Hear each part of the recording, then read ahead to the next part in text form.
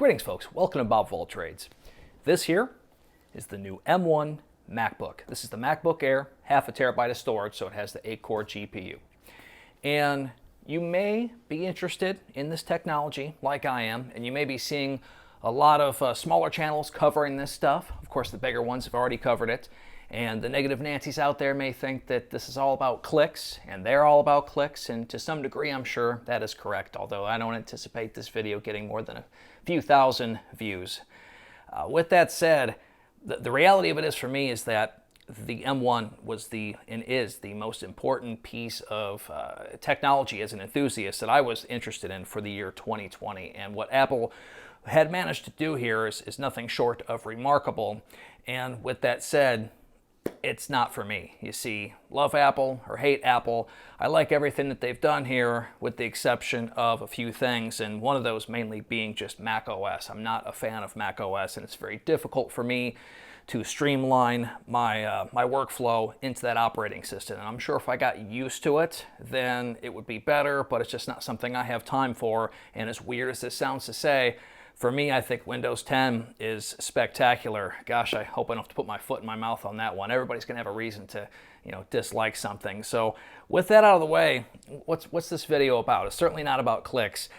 Here on my channel, I do everything on my laptop, whether that's, enjoyment or playing games, which doesn't happen that much unless I'm reviewing a laptop that is a gaming device. It's a workflow device. It is a tool. This is a tool for me to get the job done. And right now that is recording this video, stitching various things together, putting it together in my Adobe Premiere Elements, very easy editing software to use. And then I upload it to the internet. And as that tool would be, it's an Aero 15. I have been editing on Gigabyte Aero laptops for almost 2 years now. All right, so what's the problem here? What I was trying to solve is two things by moving over to this M1 Mac. And those two things are, one, the fan noise. When I have this microphone plugged into this laptop, and let's say I've got my script sitting next to me, and I'm about to read that script after I hit record on this device. And this is going to go right into my Adobe software, and then from there I will overlay all of the images and video on top of what I'm saying. It is pretty much a guarantee that sometime during that edit the fans are just going to ramp up on here, and I've got to stop what I'm doing. Sometimes I'll just leave it be because it's at the point now where I've been doing this for so many years. It's annoying, and I am starting to find it funny. And then I'll just leave it in there to see if anybody catches it, and some of you do. Like, what was that fan noise? It's this. It's ramping up. It's annoying. Yes, I can go in there and adjust the fans and bring them down, but what would have it would be the power is connected to that. It slows down performance, so I'm better off just kind of leaving it be. You see the frustration here? So number one issue is fan noise with this. Yeah. And then number two would be transfer speeds. So I'm using my iPhone right now to record, and then I'm going to put that on here. I've got to use this dongle. This video clip that I'm recording right now is going to be no less than 15 gigabytes. It's going to be massive, right? And to get that through this and onto here, it takes a long time. And I don't have that kind of time. If I have a 10-minute block to get something done, I fill that time. I'm very, very busy throughout the day, so anywhere I can create efficiency, I'm going to. I need to. I'm married. I have kids. Right now my kids are upstairs doing NTI. There's a lot going on right now, right at this very second, and for me to have time wasted transferring files is very poor. It's a very poor quality of life for me. So I've got fans that are roaring when trying to record my voice with the studio mic, and I've got very slow transfer speeds. And I have used a DSLR in the past. I'll pull that full-size SD card out. It's UHS 2. I'll pop it in here. It'll transfer over pretty quickly. Unfortunately, my DSLR was a hand-me-down. It's a 60D. I believe it's at minimum 7 years old, and it's on the fritz. The mic port just decided to go out on it earlier this week, and I'm having some issues with it, but it definitely lived a good life. So What I'm trying to solve with the M1 MacBook Air is high performance, there's zero fan noise out of here, and the transfer speed with using AirDrop. If you're not familiar with this, I was able to transfer a 10 gigabyte file without connecting any dongles via AirDrop, and it took like a minute, maybe 2 minutes tops for it to transfer. It was definitely less than 2 minutes. It was really, really nice, and I don't have to carry this around with me. Not to mention, I can get full power, whether I'm plugged in to this puny little 30-watt power supply that's small enough you can almost swallow it, or I'm on battery. Do you see where I'm going here? There's a lot of nice things for my workflow where I can simplify everything while simultaneously speeding things up, while simultaneously having a nice consistent ambient sound for me to record in, so I don't have to worry about fans ramping up and causing me some issues and having to start over. It's very frustrating, and as busy as I am, these are things that I would like to just put in the past behind me moving forward, right? So I know what some of you are thinking. Well, Bob, just use a Ryzen laptop, right? You're going to get more cores and it's going to be quieter. You are correct, and you are correct. But what you don't realize is that this 4800H machine, while having more cores, benchmarks blow this Aero 15 out of the water. The 9750H in here, Cinebench 20, it's pathetic, right? I mean, it's like barely half of what this thing can get. That's the truth. And it's also quieter while doing those workloads.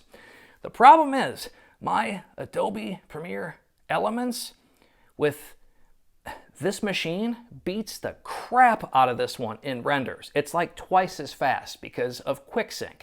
QuickSync is clutch. Anyone out there that actually edits video, like not just watches YouTube videos and watches fancy benchmarks, those are fine to go on Reddit and argue about, but the reality is different. When you use a laptop, and people ask me this all the time, should I go with the Intel or should I go with the Ryzen? I want a game and I want a video edit. Which one should I go with? Look up any of my comments and you're going to see something very consistent, and that consistent saying is, what software are you using? Go look online to see what CPU and software favors each other, okay? Which also is why M1 is very powerful, because in that ecosystem that can utilize that ARM technology, it's very, very fast. So my Premiere Elements program with QuickSync, which is an Intel feature, renders so much faster than this here. Not to mention transfer speeds with Thunderbolt 3. If I'm using a gaming laptop that I am reviewing, ripping off 40 gigs of data onto here and connecting it to Thunderbolt 3, I can transfer that data in about 40 to 60 seconds. Versus traditional USB-C, takes a little bit longer. Not a big deal, but if I was using my DSLR, the UHS 1 card reader is miles slower compared to the UHS 2, and the render speed and completing that task in my software is also a lot slower. So there's three things that are working against me on this versus the Aero, all to make sure that I have a quieter laptop while recording. So it's not a fair trade-off. Nothing against Ryzen, it is spectacular in many circumstances except for mine when it comes to video editing. And that's why it all came down to this device here. So you can believe the hype on these M1s when it comes to, let's start off with battery life. Wow, it's pretty darn good. There's not a large battery in here. I don't even know what it is, but I can go with the brightness all the way up, which is 400 nits. I can go with the keyboard brightness all the way up, and I can use this thing and edit several videos and just hammer on this laptop for every bit of 6 to 8 hours before I have to worry about plugging it in. If I were to test any of my other laptops for battery testing in that same manner, I would get probably 2, maybe 2.5 hours of battery life on them at best. Typically, you have to turn the brightness down to around 250 nits or less, turn the keyboard backlighting off, and then on top of that, you get minuscule neutered performance on Windows-based machines versus this. So if I were to treat this laptop for battery life the same way I do with these, I'm getting 2 or 3 days out of this. And by the way, I've been using this for about a week and a half. The battery life in here is spectacular. The standby battery life is spectacular. When I first got this and I unboxed it, it had 77% battery life left, and it wasn't put to, what do I want to say? It was put to sleep. It wasn't shut off. That's how Apple does it. You open it up, it makes the cute little Apple chime, and you're good to go. Whenever this thing was built, packaged, put in a warehouse, went to Best Buy, and then I picked it up, however much time frame there was, when I opened this up, there was still 77% battery life left. All Windows-based machines would have died. So the standby battery is spectacular, much like iPads here. No surprise, the chip technology is very similar, and the overall battery life and performance unplugged is just unmatched. So everything that you have seen, watched, heard, read, you name it, about that is absolutely true. When it comes to heat or noise, nah. I have a fanless model here, so noise is obviously not an issue. And if you watch some of the channels like Tally Ho Tech and you're interested in some of these Apple products, he's very similar to me, where he will, of course, cover benchmarks to appease those, but he uses these devices and gives you some real world expectations, because benchmarks do not always tell the truth. They just tell the benchmark truth and not the workflow truth. And so let's segue into performance. And that is where the expectation of this device is held incredibly high. And in my opinion, it lives up to it only when you factor in the amount of wattage that this laptop needs to get the job done. So the equivalent Intel-based desktop to get the same job that this little bugger here can do, you're looking at around 125 watts versus somewhere between 5 to 13 watts out of here. That is spectacular, right? And when it comes to Ryzen-based systems, you're looking at somewhere between 50 to 60 watts versus same, 5 to 13 watts out of here. With that said, the performance in my workflow, all right, don't take this as the be-all, tell-all, this is the way it is across every line of workflow and application out there that you may use, but the ones that Bob uses, me, the one that I use. Not so much. The performance here was no better than my Aero 15 when it comes to editing. And I'm using a 90-day trial of Final Cut. Now, I'm no Final Cut expert, but everything that I have been led to believe over the years is that Final Cut is the fastest, it's the most well optimized, and it is catered towards Apple. Now that we have the Apple Silicon chips, it's even better. All right, so I had a 4K render inside this device, and I would put it on, instead of best performance in the playback, I'd put it at best quality. And then I would scrub through the timeline, and man, it was actually smooth until I put one little overlay in there, just a 3D text that would come up from the screen and then come out. It was something like that. It was one of my most recent videos talking about the undervolting that HP has now introduced in their Omen laptops with their Omen Gaming Hub. I used this laptop to edit that video. And wouldn't you know it, as soon as I put that one little 3D text that had some movement in there, it bogged this thing down immensely. And for some more detailed evidence of that, I'm going to link at the end of this video and at the description below, where Tally Ho Tech talks about something just like this in a video that he put out within the last 24 hours of me sitting down and recording this in front of the camera, where he talks about that. That's a real thing. That is not a slap in the face on what we have here. It's just the reality is a lot different than Geekbench. It just is, okay? So when it came to rendering that video to its beginning to end, it was not any faster than it was on my Intel laptop, except now I have to navigate through an operating system that I never really liked, and that's on me, okay? That is not Apple's fault. People that love Apple and are very comfortable with macOS should have, there's nothing to argue here. Like, good for you, and I'm not trying to talk bad about the operating system. It doesn't work for me. I'm so used to Windows and how the file management is and where my downloads go. I have a certain level of expectation and consistency that I'm able to get out of this device. And you know what? I think people that use these all the time can say the same thing about this. So there, that's me defending you. So what's my point in all of this? I bought this, sponsored by my wallet, not for the clicks. I literally bought this thing to keep it because I'm trying, to solve a problem. I want to be able to record my voice without the fans ramping up.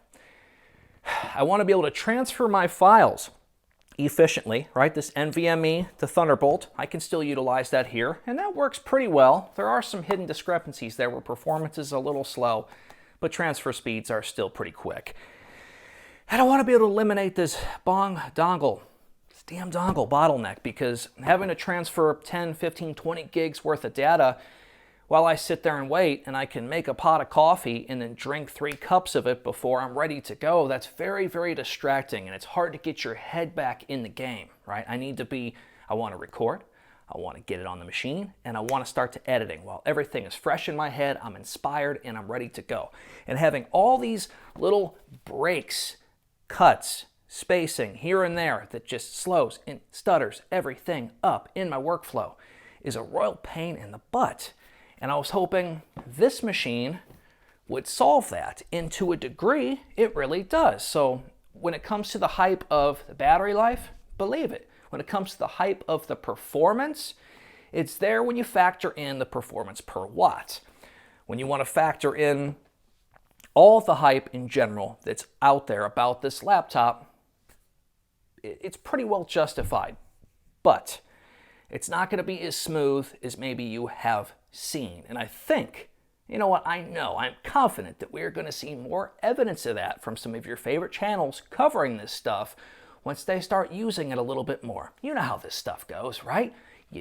This product is great, and then like 3 weeks later, I was wrong. You can see it now. This is the kind of content that we have to deal with in the world that we live in with all the clickbait horse crap, right? So I'm just going to tell you straight up, battery life is awesome.